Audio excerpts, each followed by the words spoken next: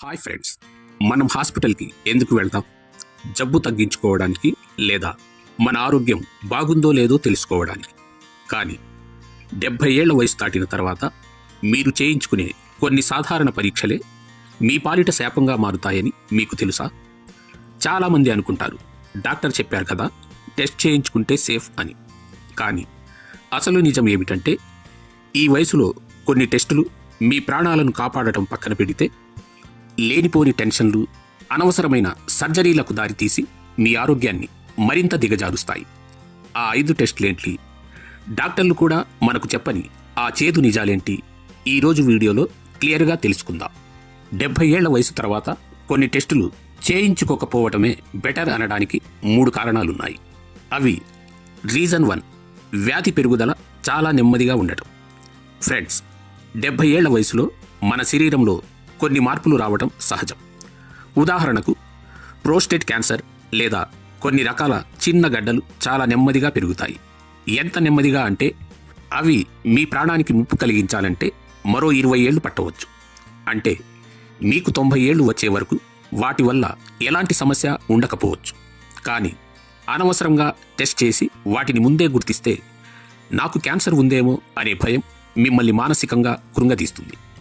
నిజానికి ఆ జబ్బు వల్ల వచ్చే ప్రమాదం కంటే ఆ భయం వల్ల వచ్చే బీపీ, షుగర్లే మిమ్మల్ని ఎక్కువ ఇబ్బంది పెడతాయి. అందుకే ఈ వయసులో ప్రతి చిన్న మార్పును స్కాన్ల ద్వారా వెతకటం అంత మంచిది కాదు. రీజన్ 2, శరీరం తట్టుకోలేకపోవడం. రెండవ ముఖ్యమైన కారణం వయసుతో పాటు మన శరీరం యొక్క రికవరీ పవర్ తగ్గిపోవటం. 30 లేదా 40 ఏళ్ల వయసులో ఒక బయాప్సీ చేసినా లేదా ఒక చిన్న సర్జరీ చేసినా బాడీ త్వరగా కోలుకుంటుంది. కానీ 70 ఏళ్ల తర్వాత చిన్న ఇంజెక్షన్ ఇచ్చినా శరీరం రియాక్ట్ అయ్యే తీరు వేరుగా ఉంటుంది. టెస్ట్లో ఏదో తేడా వచ్చిందని డాక్టర్లు బయాప్సీ చేయాలన్నా లేదా ముక్క తీసి పరీక్షించాలన్నా ఆ ప్రక్రియలో ఇన్ఫెక్షన్లు వచ్చే ఛాన్స్ ఎక్కువ. కొన్నిసార్లు ఆ టెస్ట్ చేసిన చోట గాయం మానకపోవటం లేదా ఇంటర్నల్ బ్లీడింగ్ జరగడం వంటివి ప్రాణాంతకంగా మారవచ్చు. అందుకే కేవలం డౌట్ ఉందన్న కారణంతో శరీరాన్ని హింసించే పరీక్షలకు వెళ్ళకపోవడమే ఉత్తమం. Reason 3, medical chain reaction. ఇది అందరూ తెలుసుకోవలసిన అత్యంత ప్రమాదకరమైన విషయం. దీన్నే మెడికల్ చైన్ రియాక్షన్ అంటారు.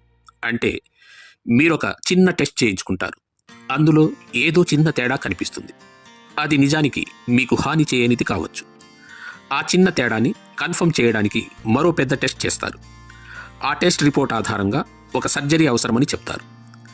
ఆ సర్జరీ చేసే సమయంలో అనస్థీషియా వల్ల గుండె మీదో కిడ్నీల మీదో ఒత్తిడి పడి కొత్త కాంప్లికేషన్స్ మొదలవుతాయి. అంటే ఏ సమస్య లేని మనిషి ఒక చిన్న టెస్ట్ వల్ల హాస్పిటల్ బెడ్ మీదకు చేరుకుంటారు.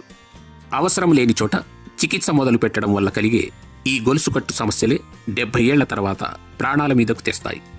ఇప్పుడు 70 ఏళ్ల తర్వాత చేయించుకోకూడని టెస్టులు చేయించుకోవడానికి రిస్క్ తీసుకోకూడని 5 డేంజరస్ టెస్టులేవో తెలుసుకుందాం. Test number 1, colonoscopy. ఫ్రెండ్స్, లిస్ట్లో మొదటిది మరియు చాలా ముఖ్యమైనది కొలనోస్కోపీ. సాధారణంగా పేగు సంబంధిత సమస్యలు లేదా క్యాన్సర్ గుర్తింపు కోసం ఈ టెస్ట్ చేస్తారు. కానీ 70 ఏళ్లు దాటిన తర్వాత రొటీన్ చెకప్లో భాగంగా దీనిని చేయించుకోవటం వల్ల ప్రయోజనం కంటే ప్రాణాపాయమే ఎక్కువగా ఉంటుంది. ఎందుకో ఈ 3 పాయింట్స్ వింటే మీకే అర్థమవుతుంది. పాయింట్ నెంబర్ 1, ప్రిపరేషన్ ప్రక్రియతో వచ్చే తిప్పలు. కొలనోస్కోపీ చేయాలంటే ముందు రోజు రాత్రంతా విరేచనాలయ్యే మందులిచ్చి పేగులను క్లీన్ చేస్తారు. యువకులు దీన్ని తట్టుకోగలరు. కానీ 70-80 ఏళ్ల వయసున్నవారు ఆ రాత్రంతా అయ్యే విరేచనాల వల్ల తీవ్రమైన డీహైడ్రేషన్కు గురవుతారు. దీనివల్ల కళ్ళు తిరగటం, ఒక్కసారిగా బీపీ పడిపోవడం జరుగుతుంది. ఇది ఒక్కోసారి హార్ట్ రిథంలో మార్పులకు దారితీసి గుండెపోటు వచ్చేలా కూడా చేస్తుంది. పాయింట్ నెంబర్ 2, పేగులకు గాయమయ్యే ప్రమాదం. వయసు పెరిగే కొద్దీ మన పేగుల లోపలి పొరలు చాలా పల్చగా, బలహీనంగా తయారవుతాయి. కొలనోస్కోపీ చేసేటప్పుడు డాక్టర్లు ఒక చిన్న కెమెరా ఉన్న పైపును పేగుల్లోకి పంపిస్తారు. ఈ క్రమంలో ఆ పల్చని పేగు గోడలకు రంధ్రం పడే ప్రమాదం ఉంటుంది. ఇది చాలా అరుదుగా జరిగేదే అయినా ఒకవేళ జరిగితే మాత్రం ఈ వయసులో అది ప్రాణాంతకమైన ఇన్ఫెక్షన్లకు దారితీస్తుంది. Point number 3, anaesthesia risk. Colonoscopy చేసేటప్పుడు పేషెంట్కి మత్తు ఇస్తారు. 70 ఏళ్లు పైబడిన వారికి మత్తు ఇవ్వడం అనేది ఎప్పుడూ రిస్కే. దీనివల్ల ఊపిరితిత్తుల సమస్యలు లేదా స్పృహలోకి వచ్చాక గందరగోళం వంటి ఇబ్బందులు కలగవచ్చు. పరిష్కారం లేదా బెటర్ ఆప్షన్. మరి పేగు ఆరోగ్యం తెలుసుకోవాలంటే ఏం చేయాలి? ఒకవేళ మీకు పేగు క్యాన్సర్ లక్షణాలు లేకపోతే అనవసరంగా కొలనోస్కోపీకి వెళ్లకుండా ఫిట్ టెస్ట్ లేదా స్టూల్ టెస్ట్ వంటి సింపుల్ రక్త పరీక్షలు లేదా మల పరీక్షలు చేయించుకోవడం చాలా సేఫ్. ఇవి మీ ఇంటి దగ్గరే చేయించుకోవచ్చు మరియు వీటిలో ఎలాంటి రిస్క్ ఉండదు. టెస్ట్ నెంబర్ 2, అనవసరమైన cancer screenings, over diagnosis. Friends, 70 ఏళ్లు దాటిన తర్వాత మనం చేసే అతిపెద్ద పొరపాటు అనవసరంగా బ్రెస్ట్ క్యాన్సర్ లేదా ప్రోస్టేట్ క్యాన్సర్ కోసం స్క్రీనింగ్ చేయించుకోవటం. క్యాన్సర్ని ముందే గుర్తిస్తే మంచిదే కదా అని మీరు అనుకోవచ్చు. కానీ ఇక్కడే ఒక పెద్ద చిక్కు ఉంది. దీన్ని వైద్య పరిభాషలో ఓవర్ డిటెక్షన్ అంటారు. 1, హాని చేయని క్యాన్సర్లు, హార్మ్లెస్ ఫైండింగ్స్. నిజానికి 70-80 ఏళ్ల వయసులో మన శరీరంలో చాలా చిన్న చిన్న గడ్డలు లేదా హాని చేయని క్యాన్సర్ కణాలు ఉండటం చాలా కామన్. అవి మీ జీవితాంతం మీకు ఎలాంటి సమస్య కలిగించవు. ఒకవేళ మీరు టెస్ట్ చేయించుకోకపోతే ఆ గడ్డ మీ శరీరంలో ఉందని కూడా మీకు తెలియదు. మీరు హాయిగా 100 ఏళ్ళు బతుకుతారు. కానీ టెస్ట్ చేయించుకోగానే అది బయటపడుతుంది. 2, అనవసరమైన చికిత్సల ఊబి, ఓవర్ ట్రీట్మెంట్. రిపోర్ట్లో క్యాన్సర్ అని రాగానే భయం మొదలవుతుంది. డాక్టర్లు కూడా రిస్క్ తీసుకోలేక వెంటనే సర్జరీ లేదా కీమోథెరపీ స్టార్ట్ చేస్తారు. 70 ఏళ్ల వయసులో కీమో ఇచ్చే సైడ్ ఎఫెక్ట్స్ భయంకరంగా ఉంటాయి. ఆ వయసులో బాడీ ఆ విషపూరిత మందులను తట్టుకోలేదు. దీనివల్ల ఇమ్యూనిటీ తగ్గిపోయి లేనిపోని ఇతర ఇన్ఫెక్షన్ల బారిన పడతారు. 3, ప్రోస్టేట్ సర్జరీ తర్వాత నరకం. ముఖ్యంగా మగవారిలో ప్రోస్టేట్ క్యాన్సర్ సర్జరీ చేసిన తర్వాత జీవితం తలకిందులవుతుంది. చాలామందిలో యూరిన్ కంట్రోల్ తప్పుతుంది. ఎప్పుడు పడితే అప్పుడు యూరిన్ అయిపోవడం వల్ల బయటకి వెళ్లాలన్నా నలుగురిలో కూర్చోవాలన్నా భయపడాల్సి వస్తుంది. నీరసం మరియు డిప్రెషన్. సర్జరీ తర్వాత వచ్చే శారీరక బలహీనత వల్ల కాన్ఫిడెన్స్ పూర్తిగా దెబ్బతింటుంది. నిజానికి ఆ సర్జరీ చేయించుకోకపోయినా వారు ఆరోగ్యంగా ఉండేవారు. కానీ ఆ ఒక్క రిపోర్ట్ వారి జీవితాన్ని మార్చేసింది. గుర్తుంచుకోండి, రిపోర్ట్లో ఏదో తేడా వచ్చింది కాబట్టి అది డేంజర్ అనుకోవడం తప్పు. ఆ వయసులో ఆ జబ్బు వల్ల వచ్చే రిస్క్ అంటే దానికోసం చేసే ట్రీట్మెంట్ వల్ల వచ్చే రిస్కే ఎక్కువ అని చాలా స్టడీస్ చెప్తున్నాయి. అందుకే మీ డాక్టర్తో ఈ వయసులో ఈ టెస్ట్ నిజంగా అవసరమా అని ఖచ్చితంగా అడగండి.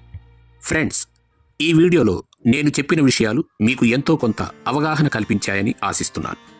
మీకేమైనా సందేహాలున్నా లేదా మీ అనుభవాలను పంచుకోవాలన్నా కింద కామెంట్ చేయండి. ఒక ముఖ్యమైన విషయం, ఈ వీడియో అప్లోడ్ చేసిన మొదటి గంటలో కామెంట్ చేసే ప్రతి ఒక్కరికి నేను స్వయంగా రిప్లై ఇస్తాను. కాబట్టి ఆలస్యం చేయకుండా ఇప్పుడే మీ అభిప్రాయాన్ని తెలియజేయండి. అలాగే ఈ విలువైన సమాచారాన్ని మీ ఇంట్లోని పెద్దలకు, స్నేహితులకు షేర్ చేయడం మర్చిపోకండి. ఫ్రెండ్స్, 70 ఏళ్ల వయసులో చాలామంది ఒకసారి గుండె ఎలా ఉందో చెక్ చేయించుకుందాం అని వెళ్తుంటారు. కానీ లక్షణాలు లేనప్పుడు చేసే హార్ట్ స్ట్రెస్ టెస్ట్ ఎలాంటి ఇబ్బందులకు దారితీస్తుందో ఈ విభాగంలో వివరంగా వివరిద్దాం. టెస్ట్ నెంబర్ 3, అనవసరమైన హార్ట్ స్ట్రెస్ టెస్ట్లు. ఫ్రెండ్స్, మన లిస్టులో 3వది గుండె పనితీరును పరీక్షించే స్ట్రెస్ టెస్ట్. సాధారణంగా ట్రెడ్మిల్ మీద నడిపిస్తూ గుండెపై ఒత్తిడి పెంచి ఈ పరీక్ష చేస్తారు. అయితే మీకు గుండెలో నొప్పి లేదా ఆయాసం వంటి ఏ లక్షణాలు లేనప్పుడు కేవలం చెకప్ కోసం ఈ టెస్ట్ చేయించుకోవడం పెద్ద రిస్క్ అని మీకు తెలుసా? 1, ఫాల్స్ అలారం, ఫాల్స్ పాజిటివ్స్. ఈ వయసులో స్ట్రెస్ టెస్ట్ చేసినప్పుడు చాలాసార్లు రిపోర్ట్లో తేడా ఉన్నట్టు చూపిస్తుంది. దీన్ని వైద్య పరిభాషలో ఫాల్స్ పాజిటివ్ అంటారు.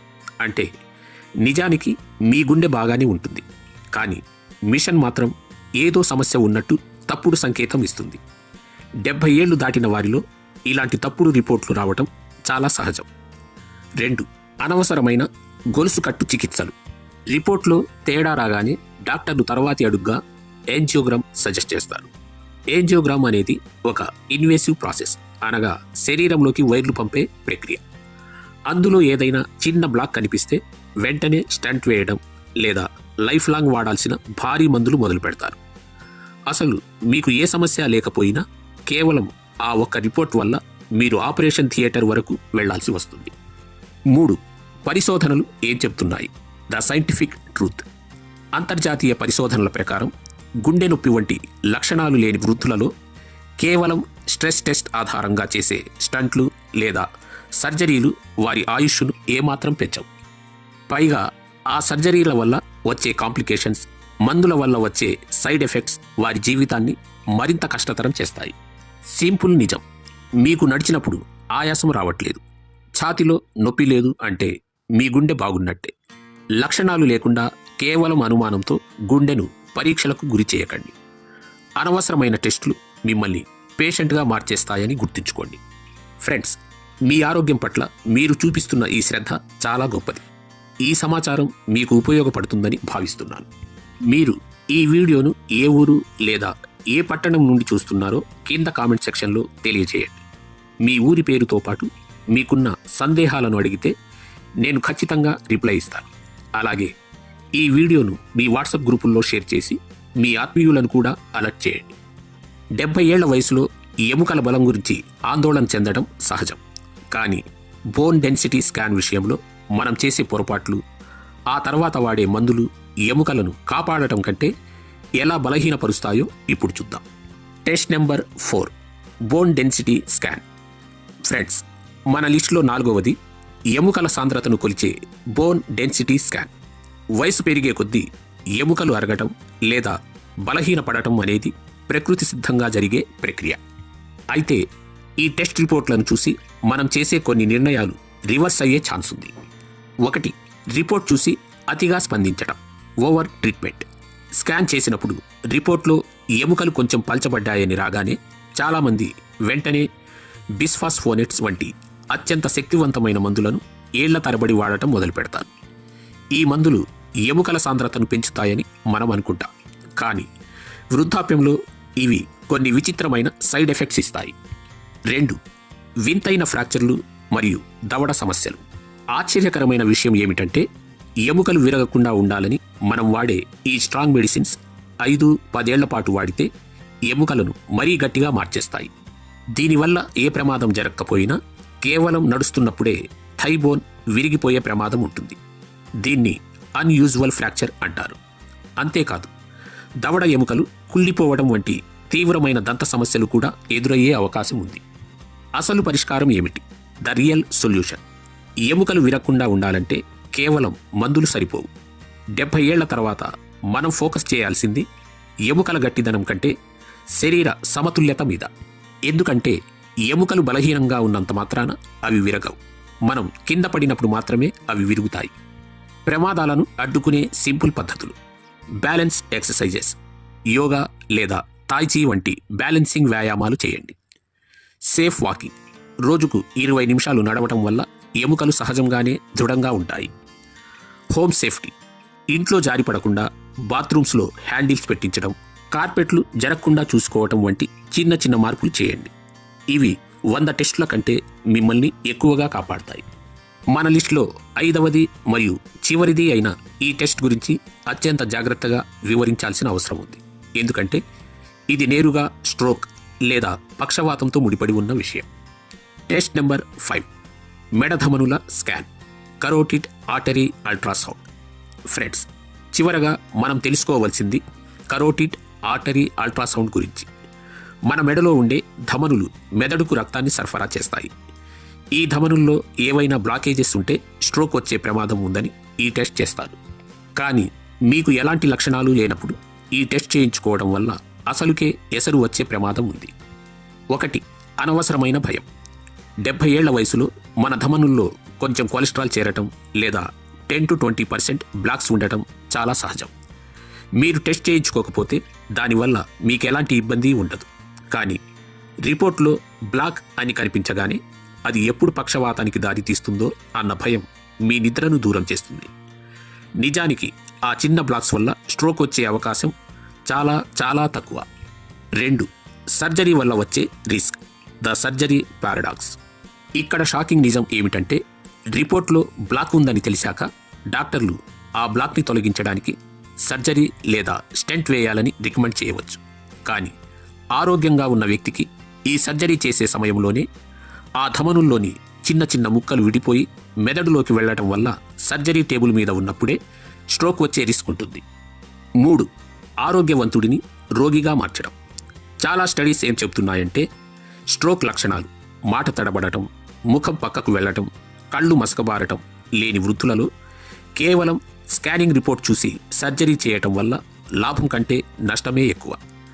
70 ఏళ్ల తర్వాత ఆపరేషన్ కంటే బీపీని కంట్రోల్లో ఉంచుకోవటం, హెల్తీ డైట్ పాటించడం మరియు డాక్టర్ సలహాతో అవసరమైతే ఆస్పిరిన్ వంటి మందులు వాడటం ద్వారా స్ట్రోక్ని చాలా సులభంగా మరియు సేఫ్గా అడ్డుకోవచ్చు.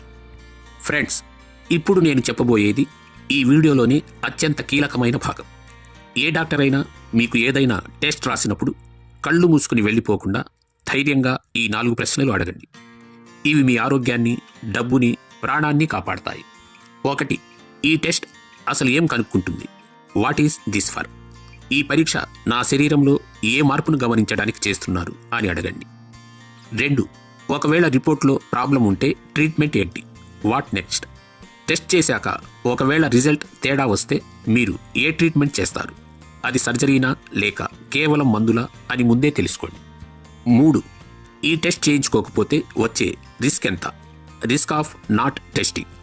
ఒకవేళ నేను ఈ పరీక్ష చేయించుకోకపోతే నా ప్రాణానికి ఏమైనా ముప్పుందా అని స్పష్టంగా అడగండి. 4. దీనికి ప్రత్యామ్నాయం, సేఫర్ ఆల్టర్నేటివ్ ఉందా? ఈ భారీ స్కాన్లు, ఆపరేషన్లు కాకుండా సింపుల్ రక్త పరీక్ష లేదా లైఫ్ స్టైల్ మార్పుల ద్వారా దీన్ని సరిచేయలేమా అని అడగండి. గుర్తుంచుకోండి, ఈ 4 ప్రశ్నలు మీ డాక్టర్తో మీకున్న బంధాన్ని తగ్గించవు, కానీ మీ ఆరోగ్యంపై మీకు అవగాహనను పెంచుతాయి. ముఖ్య గమనిక. అయితే ఇక్కడ నేను ఒక విషయం క్లియర్గా చెప్పాలి. ఈ వీడియో ఉద్దేశం మిమ్మల్ని టెస్టులు చేయించుకోవద్దు అని ఆపడం కాదు.